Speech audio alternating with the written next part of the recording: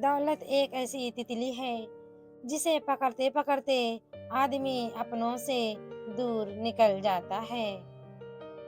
इबादत करते हो मगर लोगों को नाखुश और तकलीफ देते हो।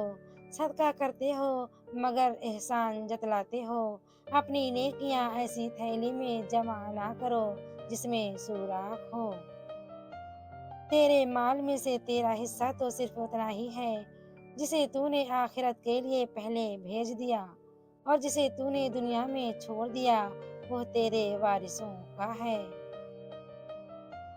अगर तुमसे कोई कुछ मांगे तो हंस के दे दिया करो और शुक्र अदा करो। अल्लाह ने तुम्हें देने वाला पैदा किया है, मांगने वाला नहीं।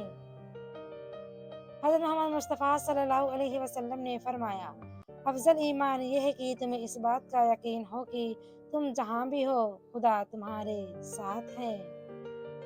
रसूलुल्लाह सल्लल्लाहु अलैहि वसल्लम ने इरशाद फरमाया, लोगों पर एक ऐसा जमाना आएगा कि रुपए के बगैर कोई चीज काम ना देगी।